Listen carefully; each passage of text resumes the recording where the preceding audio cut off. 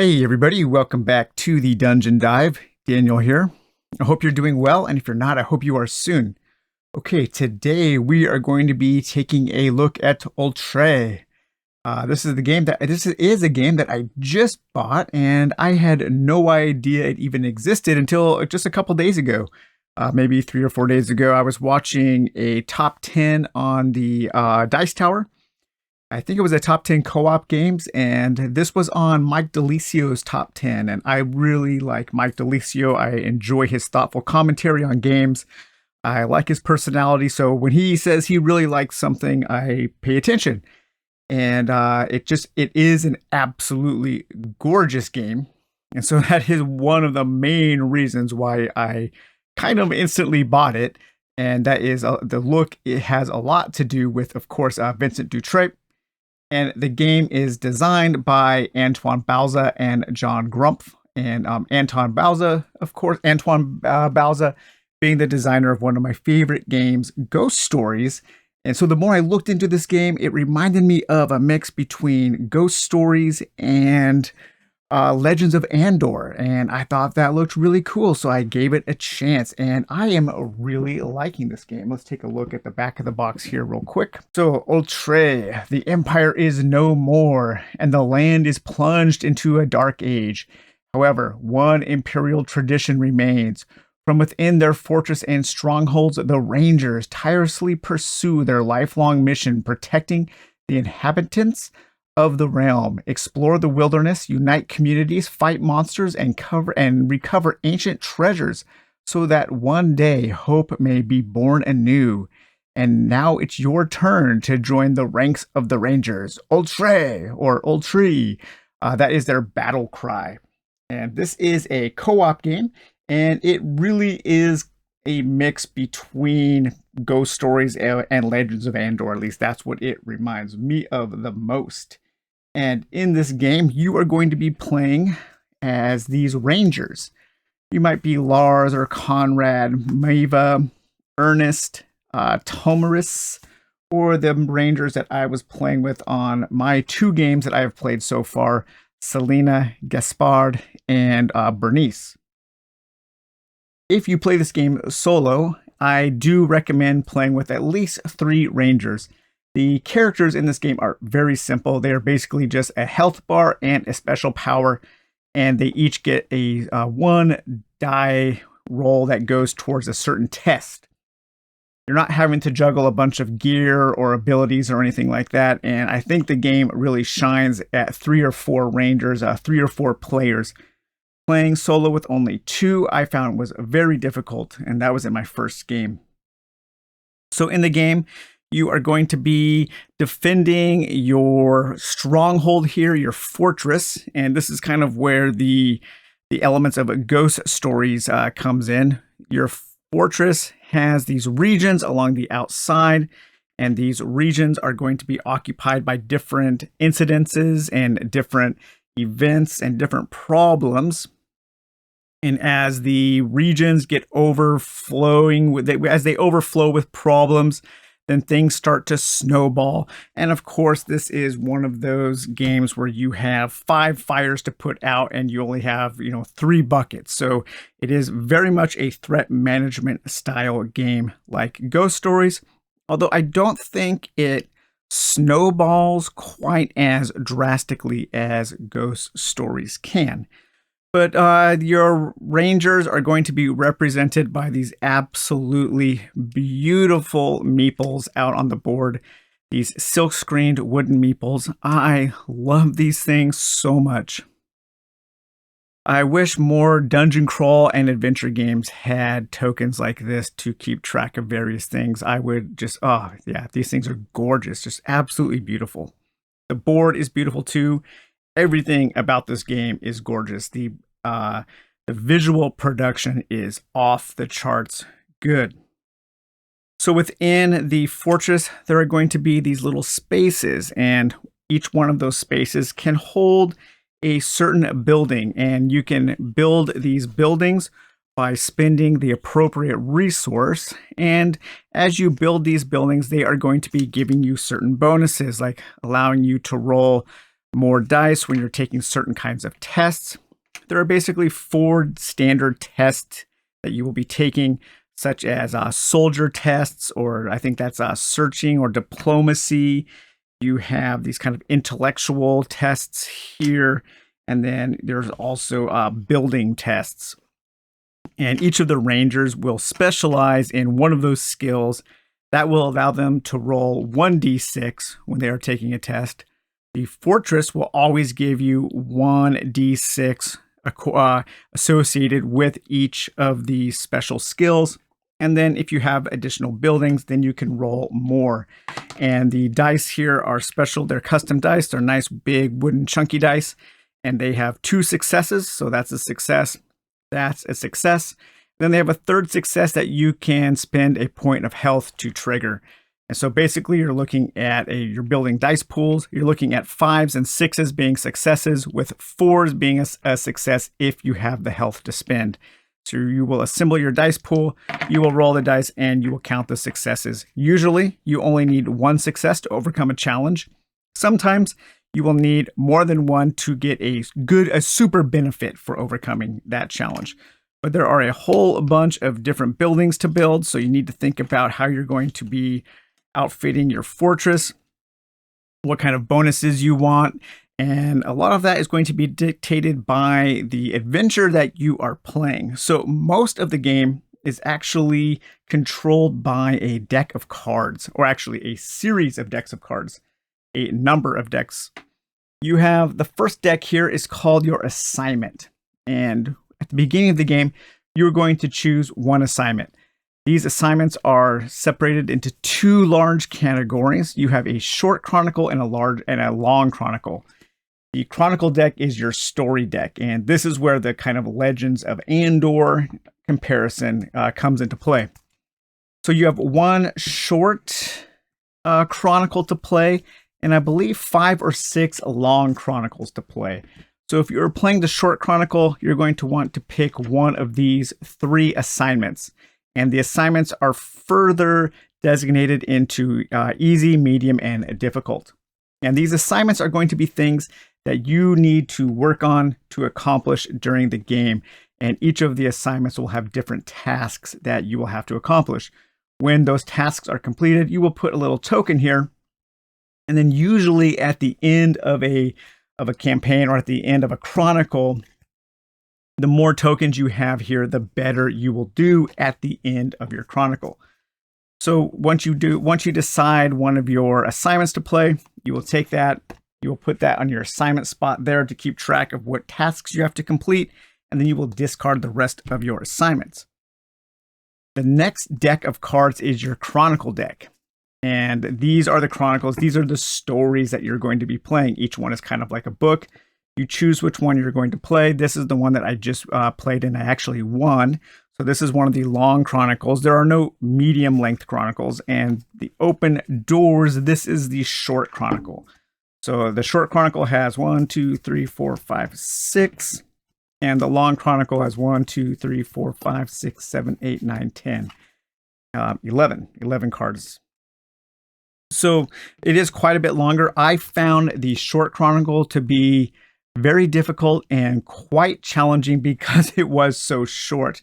But I was only playing with 2 rangers. I think you really need to play this chronicle with 4 rangers. But the chronicle I was playing with was the Underground Threat. And in this chronicle, a group of monsters of troglodytes had dug tunnels underneath the realm, and they were coming up in my fortress. So this was a very kind of battle-focused chronicle where I needed to build up my barracks and build up my soldiers' capabilities so that I could protect my fortress while also taking care of all kinds of problems around the land. And let me tell you, these villagers, these people who live in this land have a lot of problems. It is like problem central. But once you pick your chronicle, you're going to lay that there on the chronicle space. And then we have this large deck of cards here, and these are called incidences. And these are separated into 1, 2, 3, 4, 5 different categories. You have things like land or rural. You have creatures, mysteries, and encounters.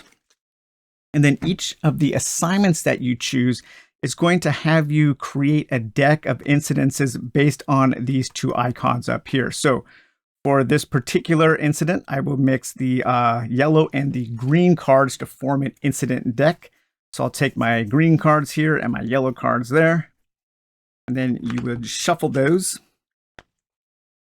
Give those a little bit of a shuffle there, just as an example. And then each one of these gets laid out onto a region. You lay 3 on each region. These are kind of like your ghosts in ghost stories. These are the things that you need to take care of. And you're going to lay those face down. Again, 3 on each region.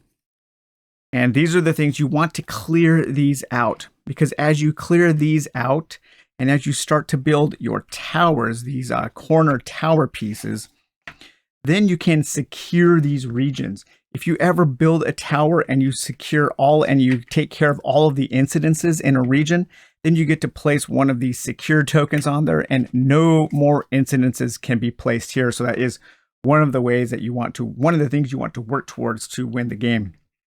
But these incidences are super cool. There's all kinds of different challenges, different little stories. Each one of these is a random encounter. Sometimes you will be fighting. Sometimes you will be helping rebuild the villages. Sometimes you will be just making choices. It's not always dice rolls. Sometimes you will roll to just have a random thing happen. But there are a lot of different kinds of things to encounter. And this was one of the things that really drew me to the game. And then the next deck here that you will have to be paying attention to is your problem deck. And these things will come out and they will cover up the smaller squares on the region. And each of the 8 regions around your fortress can offer you a certain benefit by giving you certain resources that you might need to help build your fort, or by allowing you to heal, or allowing you to go to a market to exchange resources. But as these problems come out, they will be covering those spots. And until you take care of that problem, you can't use that community's benefit. And so the problems are all kinds of things like a disappearance, a game shortage, a crafting lesson, missing farmers, a local rivalry, arms training, a teacher needed, animals in distress, farms in disrepair, roughed up by a giant troll. All kinds of different problems are going to be plaguing these villagers, and you need to help them solve their problems because they're not very good at doing it on their own. And then the final deck of cards, these are events. And there are going to be a number of different events that are going to come out. Some happen immediately and only once, while others will stay on the board and they will affect the world until they are replaced. And again, these are all kind of bad things that can happen to you. There are basically 5 decks of really bad things that you that you need to take care of in this game. But luckily, they are all lovely. They're all blessed with lovely illustrations. So even while you're having to deal with the bad things, at least they look nice. So once you get all of your decks set up, you're going to be starting your game. And the main thing that you do on each one of your turns is the first thing you do is you roll the adversity dice, or the adversity die, I should say. And this is the die that will determine which one of these decks gets triggered on your turn. And so you start with the adversity token there. And then if you rolled 1 arrow away, you would move there. And then you would take an incident and you would roll a d8 and you would put that incident on the stack of incidents that is in that region. Again, if there are ever 4 incidences in a single space on a region, then that region is in peril. And you would put a peril token on there. No more incidences can be spawned in that space, but every time your token hits that space, your prestige goes down on this track. Your fortress has 2 tracks. It has a defense and a prestige, and this is one of the ways, or the 2 main ways to lose the game. If your defense ever gets down to 0, or your prestige ever gets down to 0, then you lose the game. So not taking care of these incidences is one of the ways that those can go down and you can lose the game. When your adversity marker hits this token here or this space here, you will draw a problem. You will roll a D8, and then that problem will spawn on that space there. If that space is already covered with a problem, as would be the case here, then you would spawn it on the next one in a clockwise fashion. And if your adversity token ever meets here, then you will draw a new event. And so basically what you are doing is you are going to be taking 2 turns with each of the rangers. You can move, you can try to solve a problem, you can try to handle an incident, you can request help from the local regions, you can build buildings, you can rest to heal, you can go to the market and exchange goods, you can use those goods to build buildings. There are a whole bunch of different things you can do. You can get 2 actions on a turn, and each action has to be something different. There's also a resource called provisions, and whenever you gain 2 provisions, you can spend those 2 to take a bonus action, or you can spend 1 provision to re-roll any of the dice that you used to take a test. And then you also have a number of different resources here that can help you build your buildings. You have ore. This represents that stuff that's mined or smithed. You have a fire here. This is like fuel. You have plants or vegetation, produce basically, and then you have fur or animal pieces, livestock and that kind of stuff here. These represents animal resources, and you're going to be using those to build buildings and to take care of things. And then there are also treasure, and treasure is mainly used at the market to where you can trade this for any other resource. But yeah, this is a cool game. I love this deck of incident cards. So many cool little things. Sometimes you will have choices, like little choose your own adventure, just like one choice.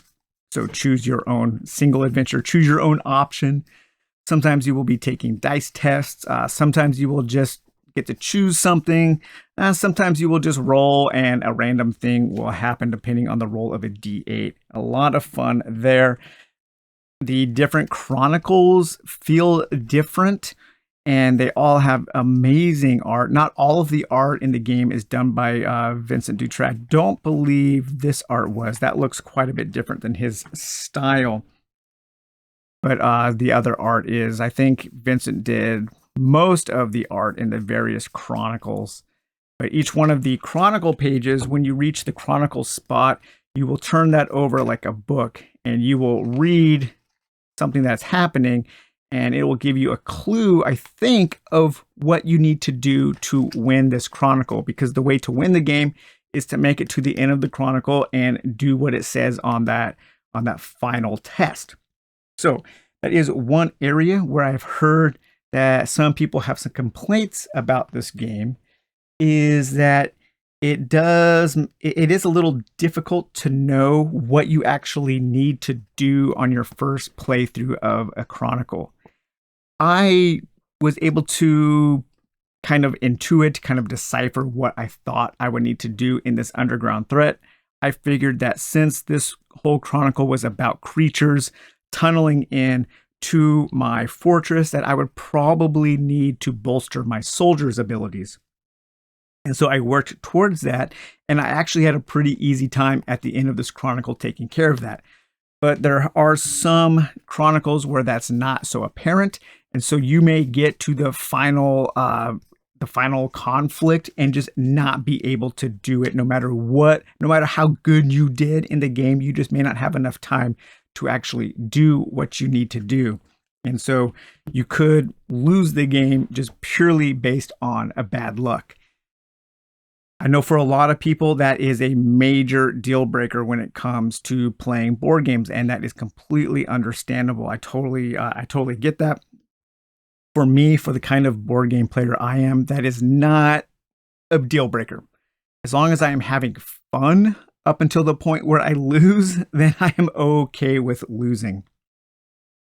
But some of the chronicles will also have some special tokens that you will need to introduce into your game. Like the open door has these monster tokens. These little imps can come through this portal, and they can wreak havoc on your buildings inside your fortress.